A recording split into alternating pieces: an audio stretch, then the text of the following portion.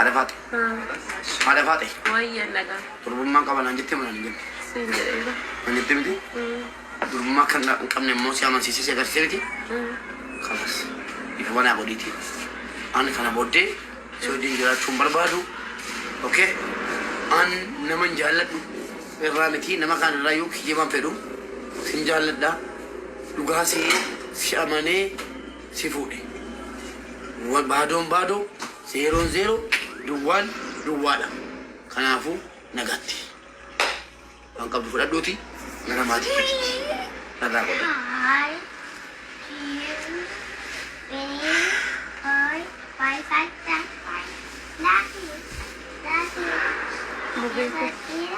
Laadhiifa mana mubee konaan jedhe.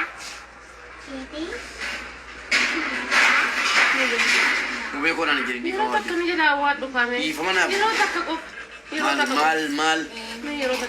maal jaalala keessatti kijibni barbaachisu na kijibde durbummaan qaba naan jette dubrummaan qabdu kanaaf dhiifama naa godhiiti atis gara maatii keetii anis jireenya koo qobummaa koo naa wayyaa erga siitii kana booddee dubartii si namanu kana booddees dubartii fuudhee wajjin jiraachuun fedhu dhiifama naa godhiiti atis gara maatii keetii anis jireenya koo qobummaa koo itti fufa nagaatti.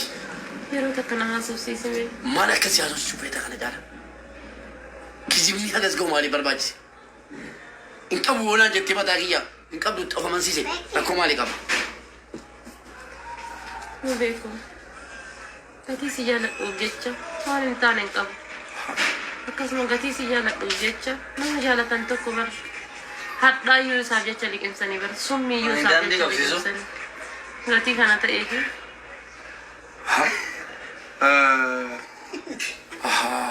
Gatii na jaallattuuf na kijibuu qabda jechuudha. Namni nama jaallatu hin kijibaa jechuudha. Gatii si jaaladhuuf jecha yeroo waan san dhageette jette jaalalli kiyyaa kan kee gatii akka hin diigamne.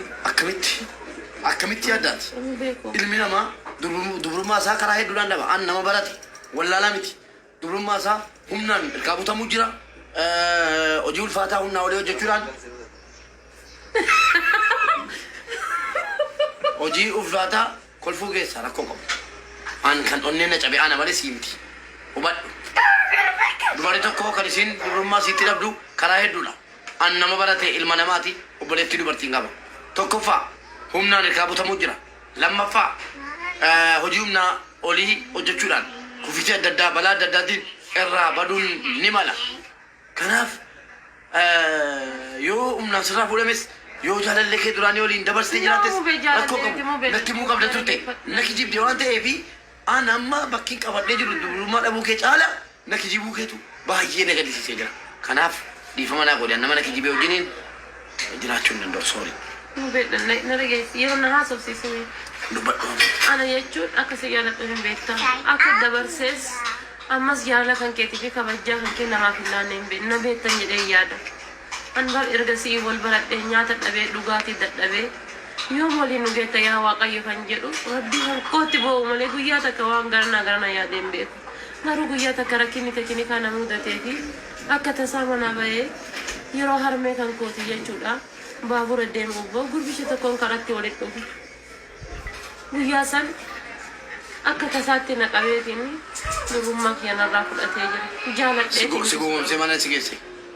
Na gowwoomseeti midhaan sa'aatii sanitti maal akka ta'e hin beeku. Inni yeroo inni na qabu bichaa ni arga. Yeroo inni na qabu bichaa ni arga. Mu beeku na dhageessa. Lama na gowwoomsaa jirta. Lama nama deessaa jirta.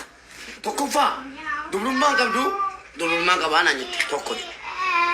Erga dhuftee illee hagan ifaaju hagan utaalee burraa qumana keessa waa tokko annan qabaa malee maal naan jettee yaadatta situu hin dandeenye malee annan qabaa jettee dhadhataa turte. Erga wanni kun hundi sirkaa fashalaa'een booda maal jette?